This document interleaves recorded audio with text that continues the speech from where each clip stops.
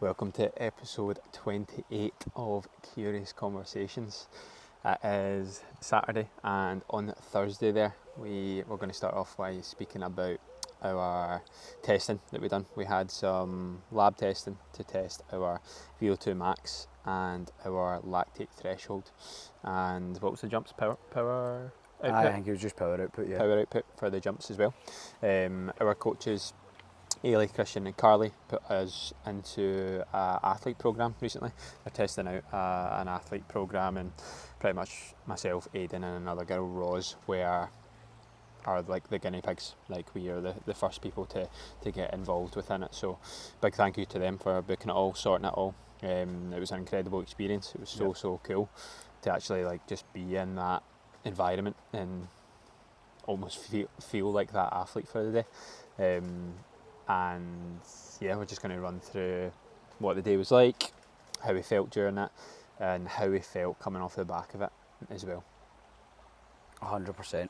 It was so class.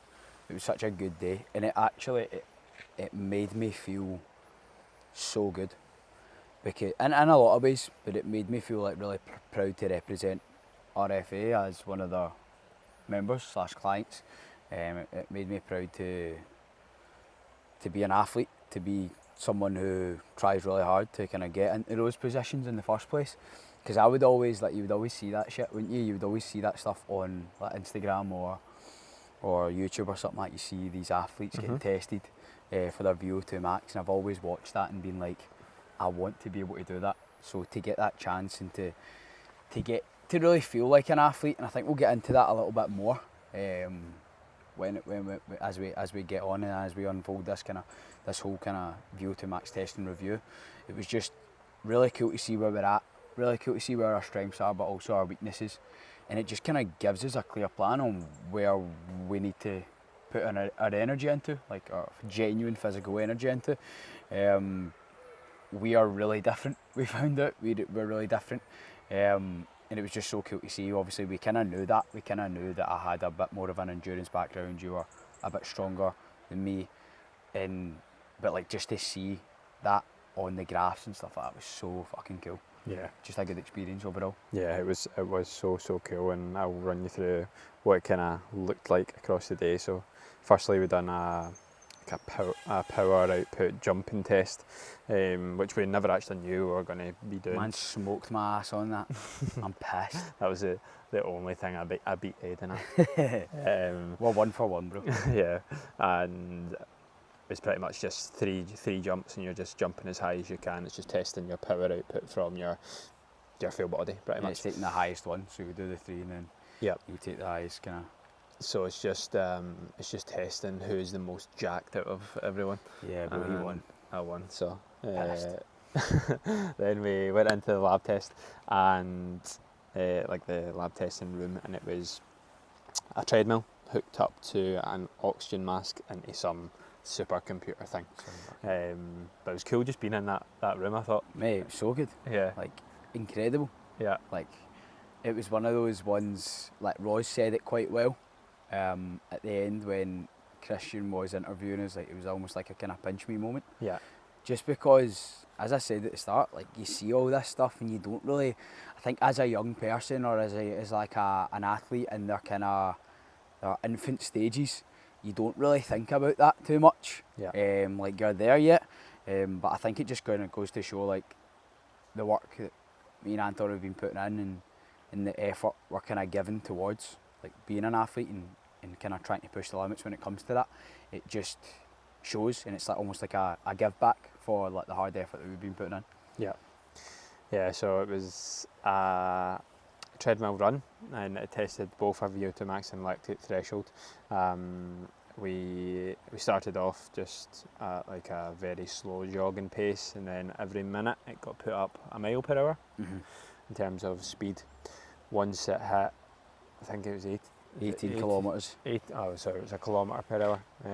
It raised to. So once it went up to 18 kilometres an hour, which was a 320 pace or something. I think so. Something. 320 pace. Once it hits that, then it starts going at an incline, and you pretty much just go until you can't no more. And what I found with the test was that I felt comfortable throughout it, and then it just got to that probably the last 2 minutes of it where it just got really uncomfortable really fast, and that's when you're like, well, I'm struggling here, I'm like slogging, and your legs start to feel it, my glutes were starting to feel it, but my actual lungs as well. I was like, well, I don't know if I can handle much longer, but you just go until you can't no more. But the testing was cool though. Like what I actually found, you could look at the graphs, and the guys at Hampden Sports Clinic, like the doctors. They were kind of explaining everything, and Yeah. don't get me wrong, it was hard to pick up all of the stuff, but it Yeah. was really, really cool to see like what goes down when you do that test. Yeah, it was very, and like what they're looking for and stuff like that. Very technical, and it showed you like our VO2 max, how well our body handles oxygen around the body, and this guy right here has a top athlete VO2 max. More endurance athlete than anything. Yeah. That's what I was saying at the start. Like me and Anton are so different, and these tests showed how different we are. So basically, long story short, the way mine looked was like an endurance athlete, as I say, like a runner's profile. So I could push a faster pace and kind of sit in that pace for longer, but when it got past a certain point, as soon as it got past that, I couldn't hold on for any longer. So Anton's was a little bit different. His was like he couldn't get as fast and stay in that zone, but once he went past that, he could stay there for a wee bit longer, like a good bit longer than me, which basically shows that once it starts to come into like a kind of power side of things for me, I struggle. And then with Anton, is more like a base building kind of thing that he needs to focus on. For me, it's power and strength. For Anton, it's more kind of building that base, building that aerobic kind of foundation. Yeah, and it's cool because it's now it goes into, obviously goes off to Ailey, who does all our programming, and it just means that like all the markers are there now to understand exactly what we need to do. Christian made a really good point of like ChatGPT now, like they could put in all of our results and exactly like where we want to go, and ChatGPT will have a very good idea like of what we need to work on and how to get there as well. Like that's wild. Actually, see ChatGPT, I've been using it a lot more recently, and I feel like that's maybe another podcast in itself. But just with like certain things that you just wouldn't believe it can do. That's wild. That's so fucking. It's insane. Yeah. It basically just takes the guesswork out of everything. Yeah. Like that's the biggest thing for us doing that test. Like it's not for the cameras or to show people how high our VO2 max is. It's to remove the guesswork and be able to implement it into training, so we know exactly what should be getting done. So it was cool. Cool to see. It was. Test. Very cool. And off the back of it, Aidan was saying we were getting a little bit of an interview after it. Christian was just asking us some questions, and one of the things that came up was, can't actually remember the question Christian asked me, but I spoke about how the last kind of 6 months I've really tried and focus in on identifying as an athlete and pushing on that, because the identity piece that we talk about, we've spoke about it on this podcast in the past, of you actually need to step in and identify as a certain person so that you can take the actions every single day. And what the thing I've been trying to focus on and ask myself in the moment a lot is, what would an athlete do? Like what would a top Hyrox athlete do, for example? And the actions become a lot more streamlined when you actually feel that identity piece, and when you do the actions as well. So for example, that VO2 max testing and lactate threshold testing, yes, anyone could pay to go in to do that, but the actual feeling of it, of like that is an action that an athlete would take, would be like pay for testing, get tested so that you can then improve on whatever you want to do. And we spoke about it, how that's the same with everything. Like, I actually made an Instagram post the other day about it, of the identity piece. And one thing I always think about is that the study of smokers, of people who are trying to quit smoking. And if you are someone who says, I'm trying to quit smoking, and if on the opposite side, if you're someone who says, I don't smoke, the difference in people who quitting, people who say I don't smoke, are so much higher and so much more likely to be able to quit smoking and stop smoking, because you've actually tied it to your identity. Yeah. I'm quite similar in that now, where I say I don't drink now, and I find it so much easier to not drink. Whereas at the start of my sober journey, I realised I was like, no, I'm trying to stay off the drink just now. Yeah. And it's like, I'm now that person that I don't drink versus Aye. I'm trying not to drink. That's wild as well, because so exactly in a week's time I'll be 2 years. Yeah. 2 years sober. I think that's it. That'll be a great podcast to kind of chop it up about. And Yeah, let's do that next one. Speak about. But like for me, thinking about like the whole like smokers thing and the like you talking about like how when you used to drink and stuff like that. For me, I was thinking about it when I was out on my walk. I was like, I have just completely embodied the person who doesn't drink, because every single time I have the conversation about somebody asking me if I'm going to drink, or asking me if I'm going to go out and fucking get pissed or take fucking shit or anything like that, it's like the instant reaction or answer to that is like, nah, I don't drink. Like, I don't do that.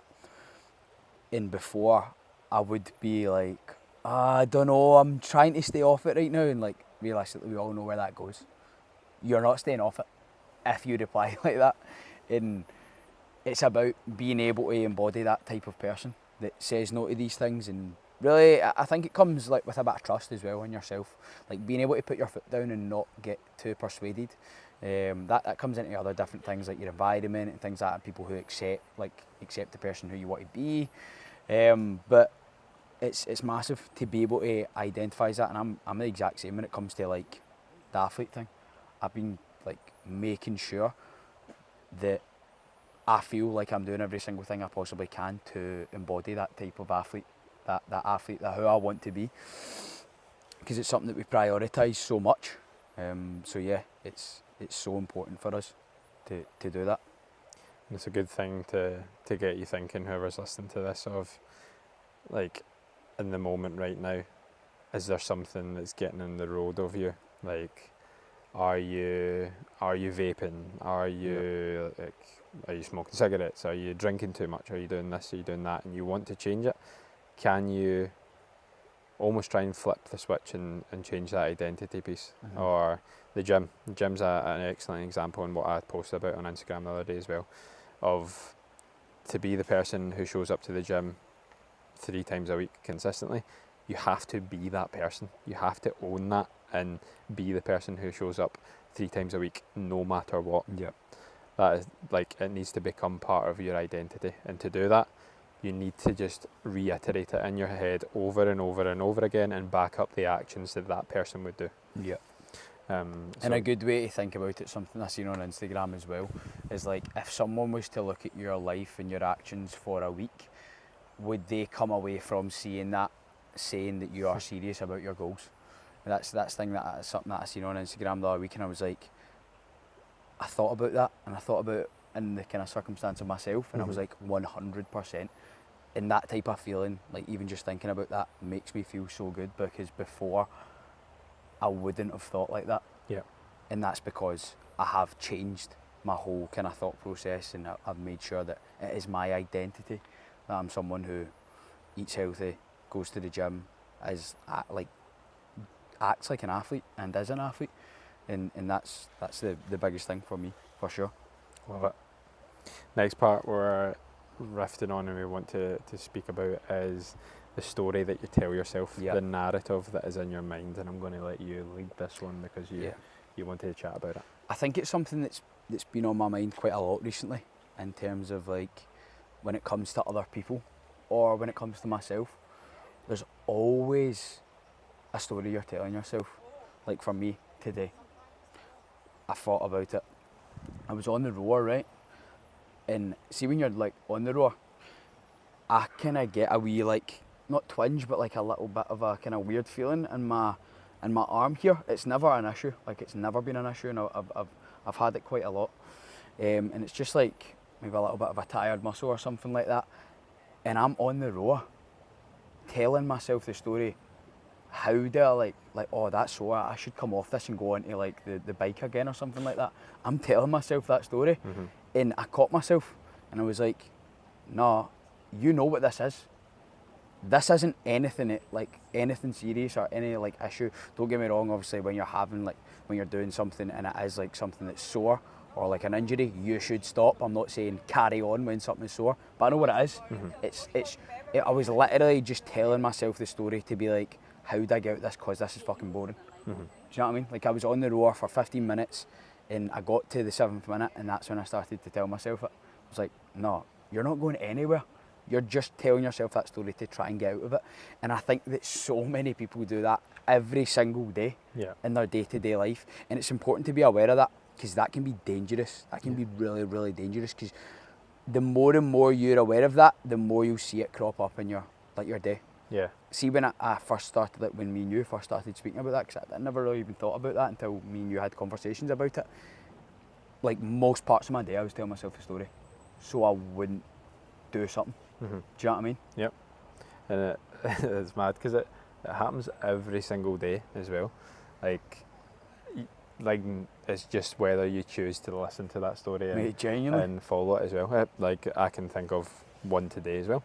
I would obviously done that. I done a running workout today, 1200 meters threshold pace, and then an 800 meter float. Which what that means is threshold is a good bit faster. Float, you're pretty much just dropping down a gear, but you're still running fast on that float, that 800 meters, right? And what? Hey, we've got some dogs here. We've got some dogs here. What's good? Eh? So that 800 meter is still fast. It's still quick, and like what I was telling myself in my head. So I had some paces to meet. So for my 1200 meters, 3:55 pace to 4 minute kilometer pace, and then it was a 4:10 to 4:15 kilometer pace on my floats. Now, after the first one, felt pretty fine. My heart rate was starting to get a good bit jacked. I'm sure it was the second or the third one, can't remember, and it was the getting into that 800 meter float, and the story in my head and telling myself is, right, this is a float, so I'm dropping down a gear, so I could probably just drop the pace to like maybe like 5 minutes, like probably maybe like a 450 or something like that. And like I could just so funny, my head is just telling me, right, it's getting hard. So that means dot, and it's like it will happen. Like it doesn't have to be training related. Obviously, both of us have just related it to training, but it can be anything. It can be like food. Food's a huge example that probably everyone comes up on a certain basis. Like, oh, what is a cookie gonna hurt? Like. Is that going to hurt? And like, it ain't ever just a cookie, bro. Yeah. It's the packet. Yeah. It's the, a bite of this, a bite of that. Like, now, that can be blown way out of proportion and saying, does that mean that you can't eat cake? Yes, of course you can eat cake, but that it's the whole aspect of the story piece of this, you telling yourself in the moment that something that is not going to progress you towards your goals, but you're following that. Yeah, it's like wildfire. Like, if you allow that to seep into your day, it will creep up more and more and more and more. Like, there's been times where I have allowed it to creep into my day, and I've just seen it, like, across the board get worse and worse and worse. And that's the last thing you need and want, especially when you're trying to move the needle when it comes to all different types of things. I think it, like, especially, like, I know it doesn't need to be in training, but you're going to find that so much in training. I think every single time I have a training session, there's a story that I tell myself. Yeah. And I always break past it, and it's because I'm aware of it. And it just comes down to that, being aware of these things that are creeping through your mind, because we spoke about this before on a podcast, like, your thoughts aren't real. And it's hard to think, it's hard to think about like your thoughts not being real because they are constantly in your mind, but being able to like kind of differentiate between something that is real and something that is not is gonna allow you to progress when it comes to all these things that you're kind of struggling with, and like the story that you're telling yourself. Yeah. So that's probably the most important thing. Another action point. Let's give another action point or another task off the back of that. Try and catch yourself in the moment today that you listen to this. Because I guarantee there'll be one today. There will be one today, or it might have already happened, depending on what time you listen to this. Think about that for the rest of this day. Write down that story that you're telling yourself as well. Like, catch yourself in the moment, write it down on notes, maybe even pin the notes so that you can actually go back to it, and it's just in your awareness. That's just sorry, bro. That's just gonna make it so much easier for you to identify these things. Yeah. So it's so beneficial. So make sure to note them down, pin them, and go over them. Identify it. Identify.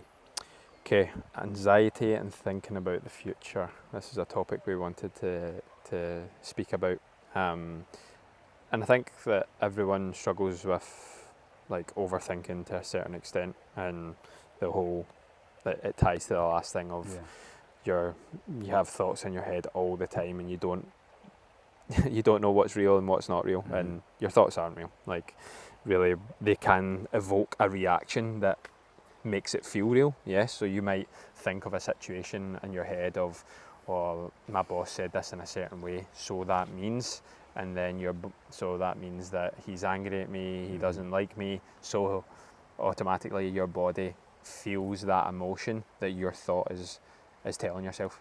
And like, anxiety, thinking about the future a lot thinking about the future a lot is a recipe for having anxiety and feeling anxious. And it's important to understand like that how to counteract that and how to think of it, and it's easier said than done, but for me it's about trying to bring it back to being present. We actually spoke about this previously, of how sometimes we will think about things in the future and we'll say, oh, what if this, what if that, but then it's usually good because one of us will pull each other on it and think about, just focus on today. Totally. Like, focus on the day. And I was talking about that Instagram post that I'd done earlier on with Fergie, and I had a great conversation with him that day, and he actually spoke about how he was coming up for 9 years sober, and there was one of his pals had asked him like, what are you going to do when you reach 10 years sober? And he was like, listen mate, I don't think about that. He was like, I just focus if I can stay sober today. He was like, one day at a time, like literally a day at a time, trying to stay present in that moment is massive. So good. 100%. I think the way you want to think about it is like anxiety and like nervousness is basically your mind trying to predict the future. And if you think about it, as we said, like, you can't do that. That's just not a thing, and you'll never be able to do that. I think it's a kind of defence mechanism that a lot of people try and play so they can be ready for that thing if it does happen, but 9 times out of 10 it doesn't happen. So it's something that I've maybe struggled with quite a lot in the past, is like not being present and trying to anticipate what I can maybe do, what's going to come in the future, how am I going to be able to handle that. And as Anton said, like, it's just about being able to be present and not worry about these things, because if you look at all the times that you've struggled, like all the hard times in life, like, you've came through them. And I hate to be like pure like motivational and like sound like this quotey guy, even though I'm exactly that, but it's true. All the things that you've maybe anticipated to be so bad and so challenging, you've got past, and that's a good way of kind of trying to think about it. Being able to stay present and kind of enjoy life for what it is just now is going to allow you to just allow the future to be better. Do you know what I mean? The more you put focus on like what you've got in terms of today, the better your future is going to be. And I think sometimes everyone needs a little bit of a reminder for that, because you can get so caught up in what's the next goal, what's like, am I going to achieve that time and that run? Am I gonna get this job am I gonna get this job interview or something like that? It goes through people's minds constantly. So being able to keep your feet in the ground and focus on what is now is gonna allow you to progress better than focusing on the future.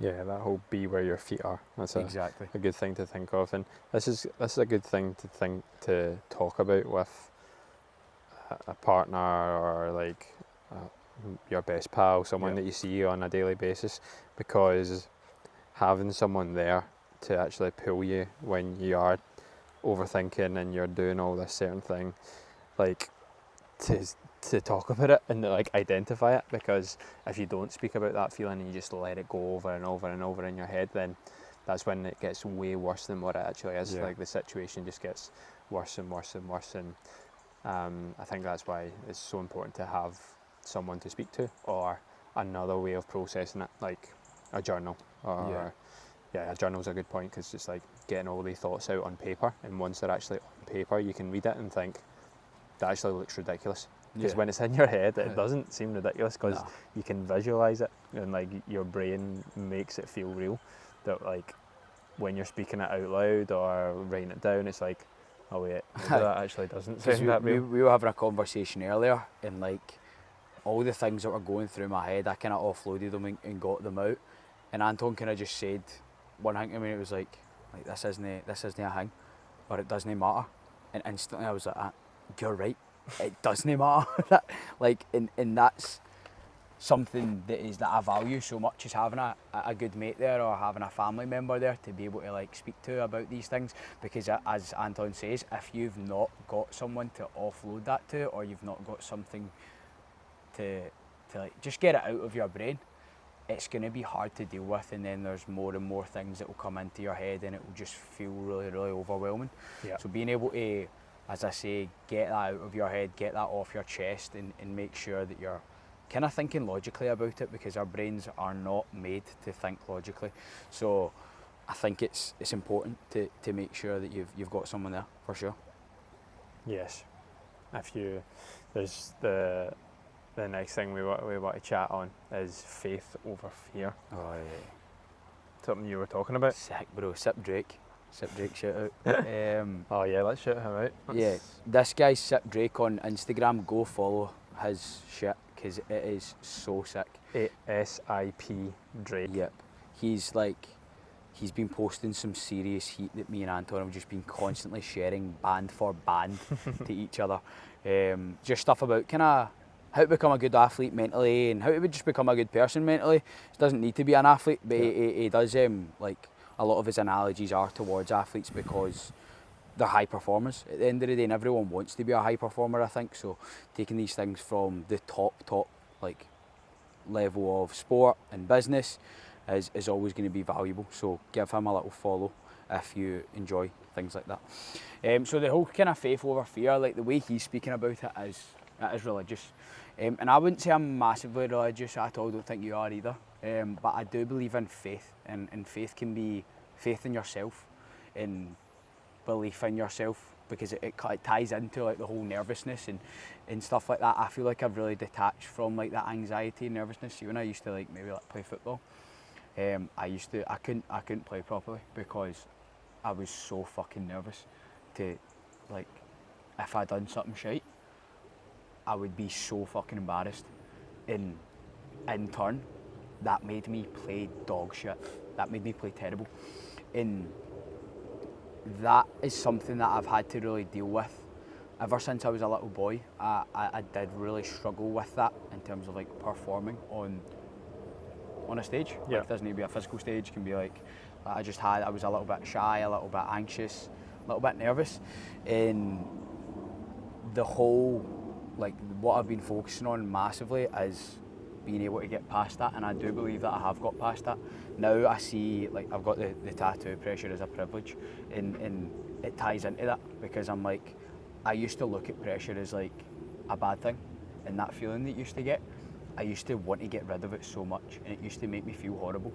Now I look at it as an opportunity to grow and learn and see what I can do, and it's almost like I get the chance to express myself in that way. So that's what I tie faith into. Faith in yourself, faith in the work that you've done, the effort that you've put in, the people around you, like the people that you're working with. I've got faith in all my friends, and it's important to not fear these things and make sure that you're focusing on the task at hand and looking at these things as like a positive thing rather than a negative thing, because it is all perception at the end of the day. It's all perception. I could be buzzing with like a meal deal and you might think it's shite. Do you know what I mean? It's all perception. Terrible analogy, but it's true. It's true. Like, that's the way you need to think about things, I think, and that's something that I've learned from a really, really young age, and something that it's been probably one of the most important things for me. That perspective piece is important, and I don't think it's a bad example. You can compare it to someone who's like moaning about a meal deal and someone who's genuinely hungry. Someone who would bite your hand off for it. Yeah, totally. And that, like, the faith over fear part comes to a lot down to self-belief, I think. And yeah, for sure. That piece that we speak about a lot, about the actions of backing up what you said you were going to do, that's what builds the self-belief. But like, that's something that we're very strong on, and just showing up. And like, when you show up day on day like that, focusing on one day at a time, focusing on ticking off the tasks that you want to do that day and doing them to the best of your ability. Best of your ability doesn't mean absolutely perfect as well. Like that, the best of your ability is your best that day and giving your best that day. And it might be 100% one day, and you might only be able to give 70% another day. But that is your 100%. That is your 100% that day. And like, showing up day after day, one day after the other, is like the only recipe for believing in yourself and having that faith. 100%. But again, I think fear stems a lot from the mind, and this all ties in together of the whole like present moment thing, and fear is just the thoughts in your head, really. And yeah, leads back to that. Totally. Be more present, be where your feet are. Yeah. 1,000,000%. Love that. We want to finish on a question that we want it to be, what's the word? Immersive? Is that the word? What's the word when you want people to interact? Interactive. There you go. That is the word. Interactive. So, whatever your answer to this question is, and whatever you're thinking on, when you send to either me or Aidan on Instagram, Anton Grimley, at Anton Grimley, and you are Aidan Glasgow 1. Aidan Glasgow 1. So, what is the fictional story that you're telling yourself in your head that's stopping you from progressing? Now, we mentioned this earlier on, but we want it to be interactive. Once you have thought about it, tell us. Messages on Instagram, at Anton Grimley, at Aidan Glasgow. We want to know, and it also gets you a little bit more accountable because you tell it to someone else. Totally. And I think that by messaging us and speaking to someone about it, we've literally just rambled on about how important it is to have someone to speak to about it. And there's probably a lot of people out there that don't. So if you are listening to this and you feel like you maybe don't have someone, then you're wrong, because you have me and Anton to fire you over your answer. It's so important for us to be able to like interact with people in terms of like listeners, because like, realistically we did start this like for ourselves, but we do appreciate every last one of you guys that listen. So if we can get a chance to interact and talk to you guys about maybe your struggles or like things that you've been kind of thinking about or that are on top of your head that you've not really offloaded to other people, then it'd be a great opportunity for us to get a chance to speak about it with you guys and help you. Yes, we want to interact more with the listeners. We know yous are out there, we know yous are listening. We love you guys. So we still appreciate all the feedback massively that we get every single week, with whether it's someone messaging us on Instagram, someone's in the gym with us who's chatting to us, or someone who we bump into. Like, I always find it so weird bumping into someone who, like, out with like my usual life. So if I bump into someone in the coffee shop or someone who I've not seen in ages, and they say I've been listening to the podcast, and I'm like, what? I'm like, what? You've been listening to the podcast? But yeah, as we say, we appreciate the love, we appreciate all the shares and the feedback. And yeah, we'll see you again for the next one. Our next episode's already decided during that podcast there. Let's talk about sobriety. Let's talk about your 2 years coming up. That's going to be a good one. I'm looking forward to that. Yeah, I'm 1 year. What was that? I was 1 year 2 months ago maybe. July? A month and a bit ago. So yeah, we will see you in the next one. Sick. Peace. Dink.